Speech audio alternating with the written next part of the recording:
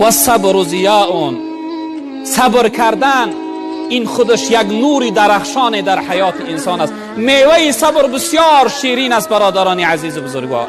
صبر بسیار چیزی ضروری و لازمی است برای من و شما. عزیزای خدا میگویم برای انسان 3 نوع صبر لازم است: صبری در طاعت، صبری از معصیت و صبری بر مصیبت. صبری در طاعت چیست برادر عزیز بزرگوار؟ وقتی نماز آمدی باید سراسیمه نباشی.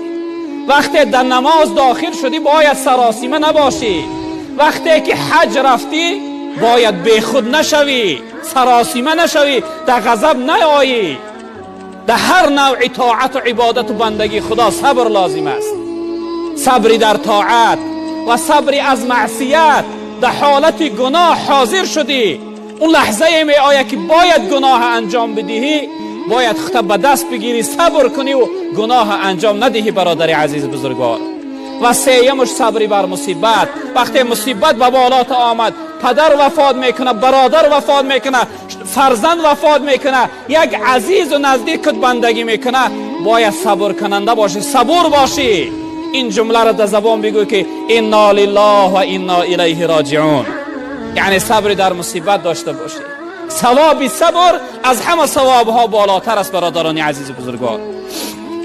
جناب پیغمبر صلی الله علیه وسلم میفرمایند در روز قیامت وقتی خداوند ملائکه ها را امر میکرده است برای ادای ثواب عملهای من و شما، انسانی که مصیبت در بالاش آمده بود، انسانی که یعنی صبر در یک حالت دشواری و مشقت کرده بود، در نزد خداوند دعوا میکرده است.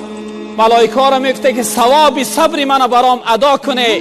این ملائکه ها نگاه میکردن که ثواب صبر با چنان وزین و گرانی هست که ترازوی قیامت را وزن کرده نمیتوانه. ملائکه ها با خداوند مراجعت میکردن، میگفتن پروردگارا بار الها، این بنده تو امروز دعوا داره که ثواب صبر من ادا کنه. رب العالمین به سوی ملائکه ها خطاب میکرده که استعیذ بالله انما یوفی الصابرون اجرهم بغیر حساب. رب العالمین میگه من امروز صبر کننده ها را به حساب ثوابشون براشون ادا میکنم.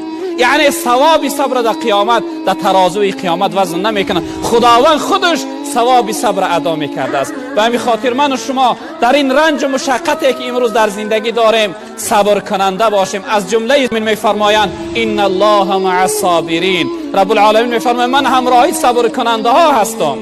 یعنی انسانی که صبر داشته باشه در رنج و مشقت، در طاعت و عبادت، از گناه و معصیت صبر کنه، الله رب العالمین میگه من همراهی او شخصیت است. خیلی یعنی عزتی بزرگی است که الله رب العالمین همراهی شخصیت های صبر کننده میشده است.